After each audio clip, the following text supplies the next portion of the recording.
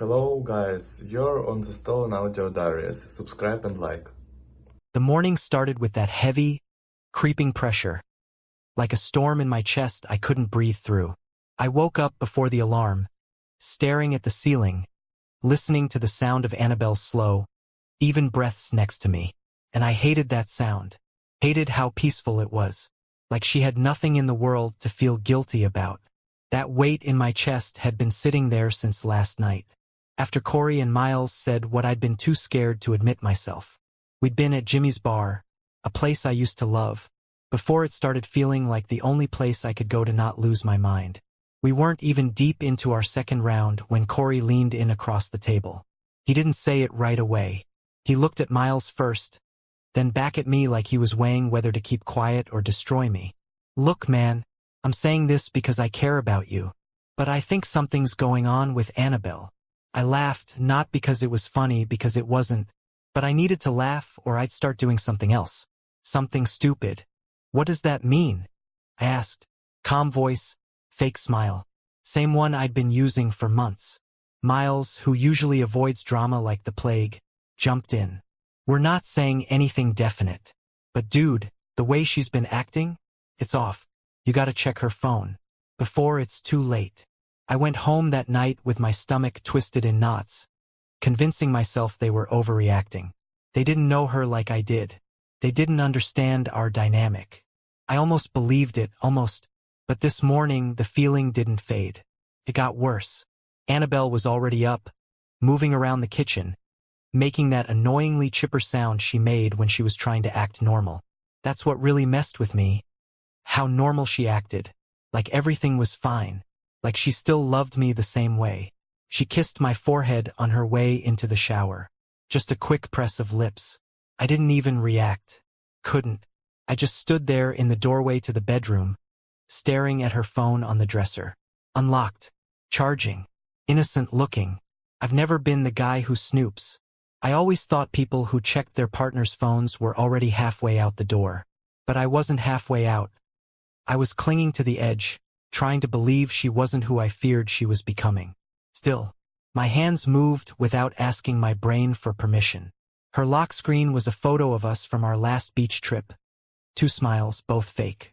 I opened her messages, thinking I'd find maybe 1 or 2 suspicious texts that I could rationalize away. Instead, I found a goddamn rabbit hole. Messages from men, not 1, not 2, but dozens. Some saved under real names, others as initials. A few under fake names I never would have questioned before. Amy, tire guy, Sam's work. She'd gotten clever. I tapped one at random. A guy named Wes. The conversation started innocent a few weeks ago. Hey, you free later? And then spiraled into late-night flirting, nudes, even voice notes. She was sending selfies from our bathroom, from our bed. There was a photo I recognized. Not because I'd seen it before, but because I remembered the night she wore that lace top. She told me she was too tired for anything and went to bed early, but apparently not too tired to send it to Wes at 1:24 a.m. My mouth went dry. I felt this strange mix of heartbreak and clarity hit all at once. It wasn't even just about what I was seeing. It was that deep-rooted knowing. This had been happening for a long time. Another thread. Another guy. This one, she sent voice notes to at 2 a.m. The first one started with a breathy, hey, followed by her whispering about how bored she was in bed. Our bed. It was like a punch to the ribs. There were timestamps going back months. Patterns. Recurring names. Inside jokes I didn't understand. Plans to meet up.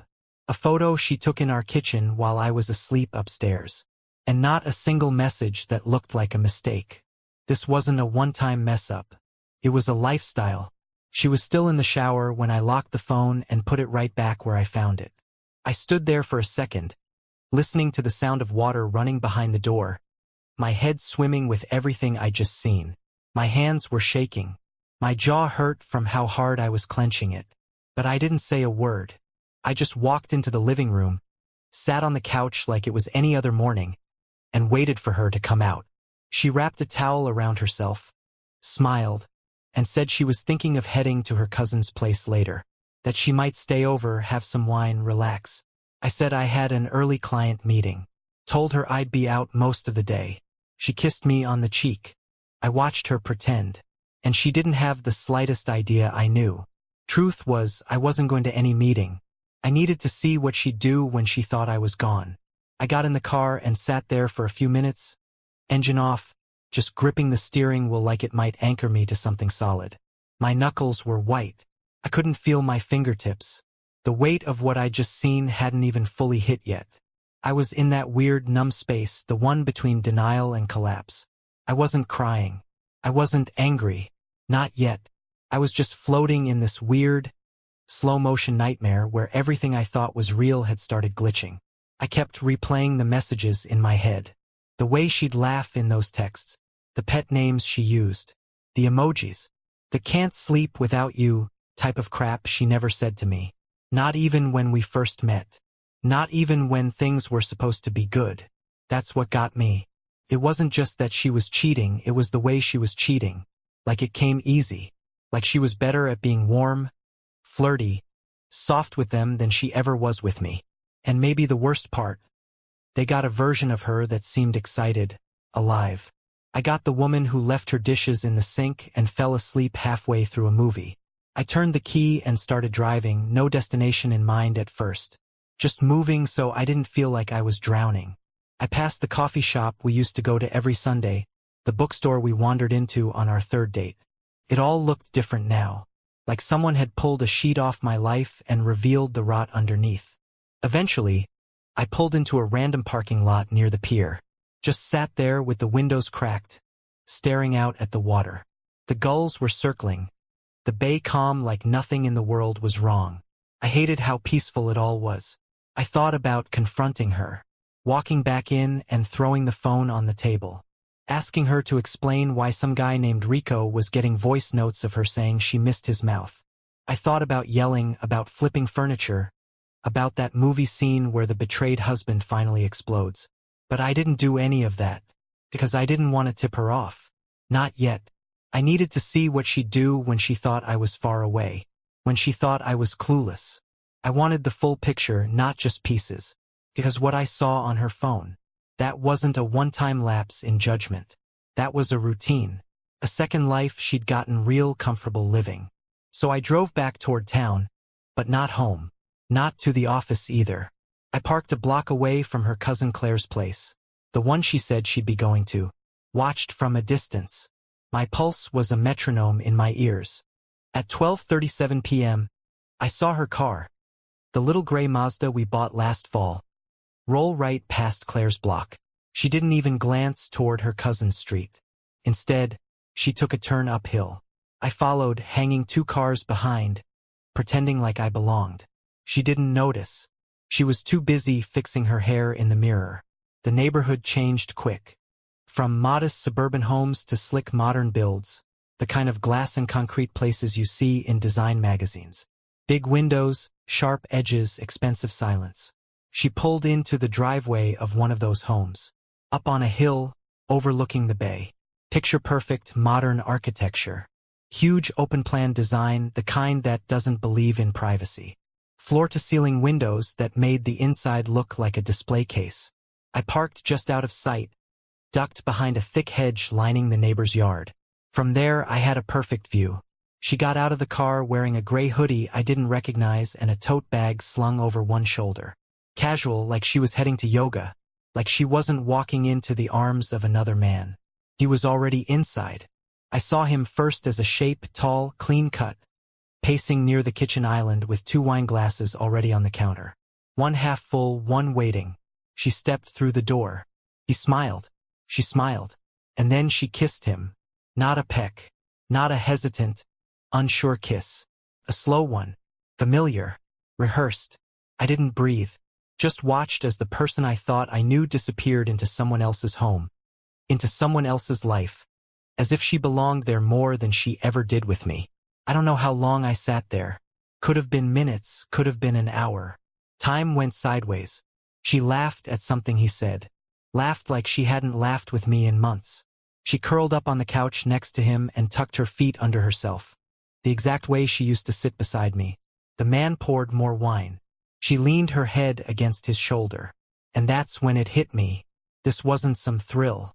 This wasn't about S*X or adventure or escaping a boring marriage. This was a whole other relationship. A whole different life she'd built on the side. And I wasn't part of it. I don't know what kind of man I looked like, crouched in the bushes across from that house. Definitely not the kind I used to be. Maybe not even the kind I recognized anymore. But I didn't care. At that point, pride wasn't even a factor. This wasn't about dignity. This was about clarity, about getting undeniable proof, about watching the truth in high definition through someone else's spotless glass walls. I could see everything. The house sat on the crest of a small hill with a view of the bay and absolutely no regard for curtains. That place wasn't built for secrets. Which made it ironic, I guess, how much betrayal could fit inside a house designed to be open. She moved through his kitchen like she'd been there before. She knew where the mugs were, where the silverware drawer was. At one point, she popped open the fridge and grabbed a water bottle without asking. You don't do that in someone's house unless you've been there more than once. She sat down across from him at the table, both of them facing each other like it was a weekend ritual. He said something that made her laugh. I couldn't hear it, obviously, but I knew that laugh. It was real, light and careless. I hadn't seen that version of her in forever. The woman who used to pull my hand across the gearshift on long drives, who'd dance barefoot in the kitchen while we made pancakes. She hadn't been her with me in months. And here she was, effortlessly her with him. He wasn't extraordinary looking. Not in a movie star way. But he had that calm, confident presence. Like he knew she was coming. Like he knew she always would. She wore that same gray hoodie from earlier, sleeves pushed up to her elbows. Her legs were tucked under her in the chair. She reached for her wine, took a sip, and looked up at him with this stupid soft smile that made my stomach twist. And he leaned in, not to kiss her, just to press his forehead against hers. Like that was enough. Like that was their language. I didn't even realize my hand was clenched so tight around a twig in the hedge that it snapped. Loud enough for me to flinch, but not loud enough for them to notice. They were too wrapped up in each other. I watched as she pulled something out of her bag, a book or journal, and slid it across the table to him. He flipped through it, nodded, said something quiet. She rested her chin on her hand and stared at him like he hung the damn moon. I couldn't watch anymore, but I didn't look away either, because this wasn't some faceless, shadowy suspicion anymore. This was real, tangible, not just texts or late-night whispers. This was her with another man, in another space, in a version of life I wasn't invited to. She stood up at one point and walked toward the back windows, the ones that opened to a deck with string lights zigzagging above a small fire pit. She slid open the glass door and stepped out, arms crossed against the breeze. He followed her a minute later with a blanket, draped it around her shoulders. She leaned into him again, her head fitting into the crook of his neck like it was made to be there. And I just sat there, in the dark, in the dirt, watching my world, my person, give herself away. There was no dramatic moment, no argument, no shouting, just the quiet kind of heartbreak that creeps in slow and steady, the kind that doesn't even sting at first, just leaves you cold, hollow, like someone reached inside and flipped the off switch. The sun started to set. The glow from their deck got warmer. She rested her legs across his lap. He rubbed slow circles on her calf, the way I used to without even thinking. That automatic kind of affection. My legs were cramping, but I didn't move, couldn't, because now I knew. Now I saw. Every weird excuse made sense. Every, I'm just tired tonight, or, I'll be late, don't wait up, wasn't about work or stress. It was this. This was what she was running toward when she said she needed space. This man. This house. This life she'd been quietly carving out while I kept trying to glue our broken one together. And the strangest thing? I didn't feel rage. I didn't feel the urge to kick in the glass or storm the door or scream her name until her guilt shattered every pretty lie she built. I just felt still. Like I'd been fighting so hard to stay upright in a storm that I hadn't realized it already passed. And it left nothing standing.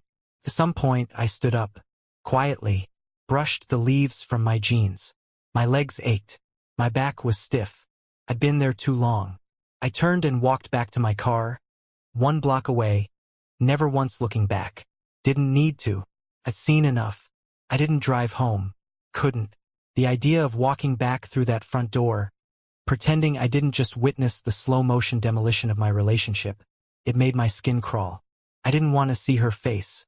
Didn't want to hear her fake excuses. Or smell the same lavender body spray she wore at his house now lingering on our sheets. I needed distance.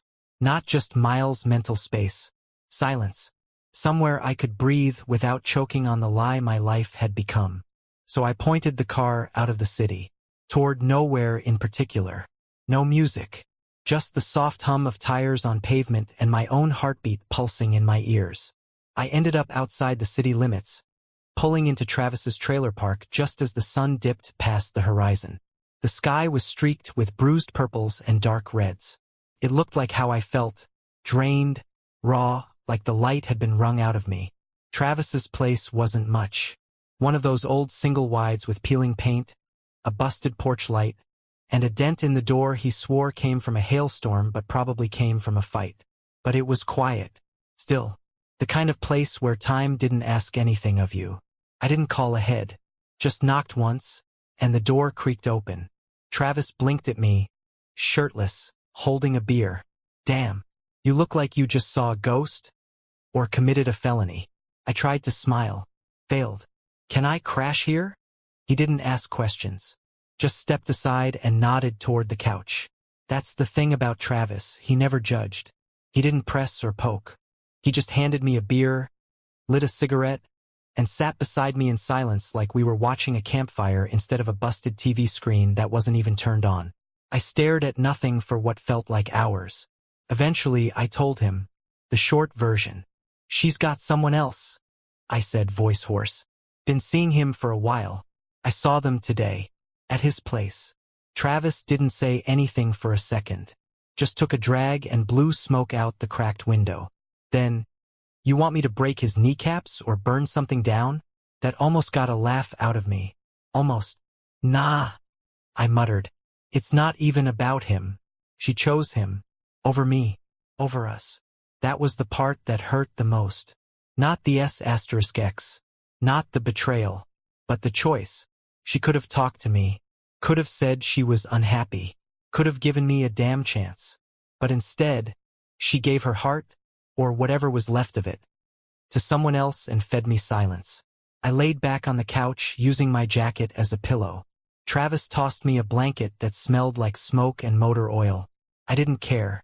The trailer was quiet, except for the occasional rattle of wind against the thin walls. It wasn't peaceful exactly, but it felt real. Honest. No pretending here. Lying there, staring at the water-stained ceiling. My brain kept looping through memories.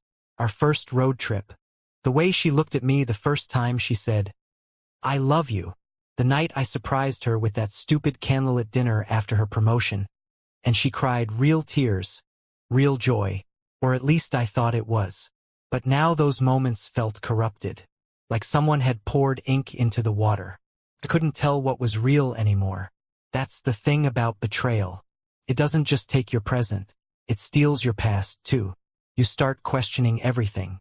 Was any of it genuine? Or was it all a performance? A placeholder until something better came along?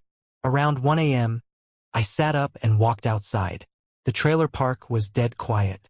Just the hum of a streetlight and a couple of porch radios in the distance. The air smelled like metal and dust. Dry and sharp. It grounded me in a way I hadn't felt in weeks. And that's when I realized I didn't want answers from her. I didn't need to hear her cry or watch her stammer through excuses. I didn't want to see her reach for me with hands that had already belonged to someone else. The truth had already spoken, loud and clear, through glass walls and quiet touches and smiles she hadn't shared with me in months. And for the first time, I stopped searching for some kind of logic, some reason to hold on. There was nothing left to hold. Travis didn't say a word the next morning. He didn't need to. I woke up to the smell of burnt toast and cheap diner coffee, his version of hospitality. I sat up slowly, back sore from the old couch springs, the taste of stale beer still clinging to my tongue. My eyes burned like I hadn't really slept, just blinked slowly through the night.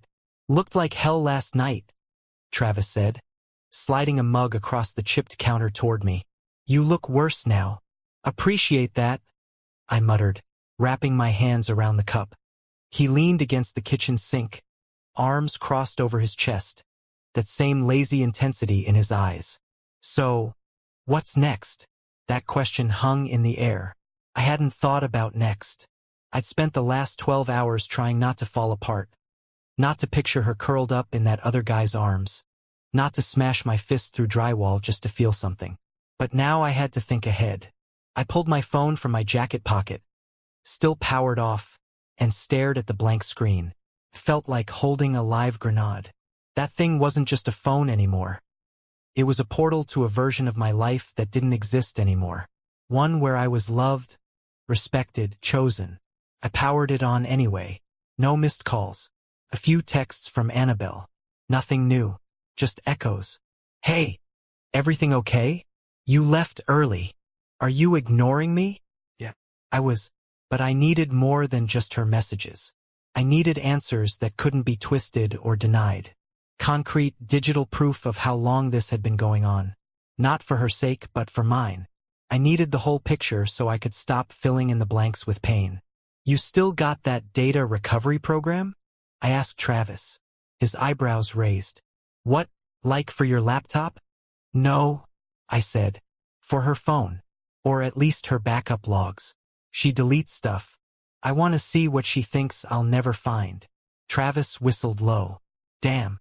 Okay. Let's ruin someone's morning. He pulled out his old Dell, the one with the cracked screen and enough sketchy software installed to make the FBI nervous. Booted up something he called Ghost View. Apparently, it was a forensic tool he'd picked up back when he did freelance IT work, or maybe something less legal. I didn't ask. Got a backup from her phone? He asked. I nodded, digging into my files. Months ago, when we'd swapped phones, I'd helped her sync hers to our shared desktop for backups. She never changed the password. I had access to everything she uploaded, she just forgot. I handed over a USB stick with the latest iCloud image. 6 months of her life right here, I said.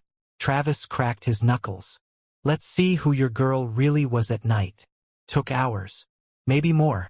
We sat in silence while the program unpacked old text logs, deleted call histories, archived photos that never made it to her main gallery. Bit by bit, a picture started to form. My stomach churned the deeper we went. Calls. So many calls. Late night ones. Short ones. Long ones. Some lasting under 5 minutes, check-ins. Others went for hours. A few even around the time she'd told me she was asleep beside me. He pulled up a call log spreadsheet he generated from the metadata. It was clean. Too clean. Almost like it had been maintained. Jesus, I whispered. She kept a schedule. Yeah, Travis said. Like she was running a damn side business. Call patterns formed. Same area codes. Repeated contact names. Numbers marked as work that weren't. Guys saved as women's names. One she talked to for 2 hours every Wednesday like clockwork. And then I saw his name, the man from the house. His real number. Dozens of calls. Consistent. Increasing over time.